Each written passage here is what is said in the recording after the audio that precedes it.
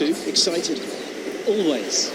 Very excited, my friend. Yeah, a really interesting day yesterday. I think more intrigue than we were perhaps expecting. And not just because of the weather conditions, because of the wind and that incredible sandstorm that we saw in the afternoon, but of course the really difficult start to the year for Mercedes and everything that befell them. I talked to Valtteri Bottas and Lewis Hamilton yesterday, and I think both of them, as we go through this opening session of the day, and seamlessly from the Mercedes to the team that's trying to displace them, and get used to this in 2021 after racing an all-pink livery to stay in the sport. Sergio Perez's reward is a Red Bull seat and a change. We highlighted it a little bit yesterday, from trying to magic a podium out of thin air, which he was a master at, to trying to deliver them week in, week out. I'm so happy for him.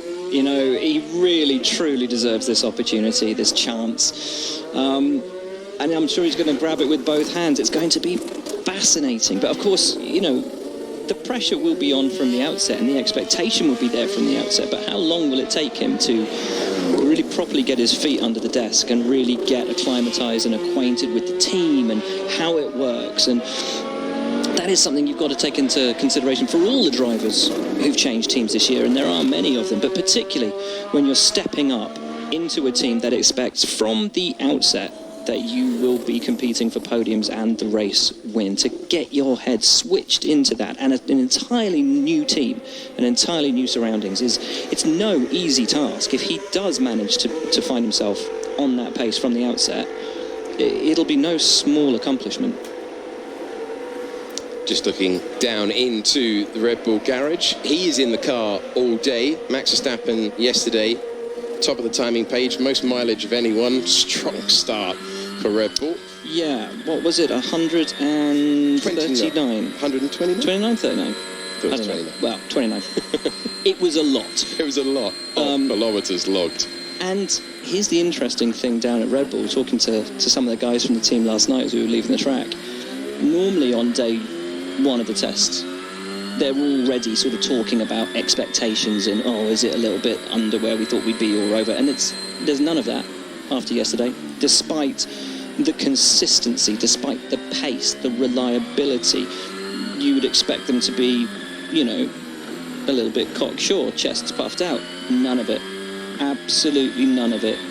Not even a mention.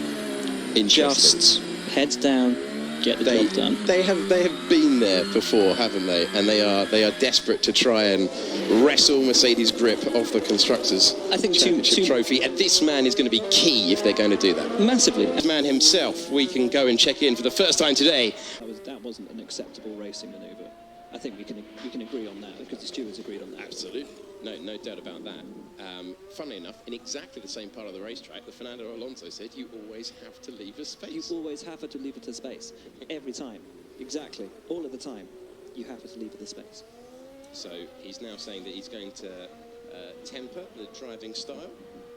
And 33 minutes gone then, as we check in. That's a good shot of the rear of that RB16B.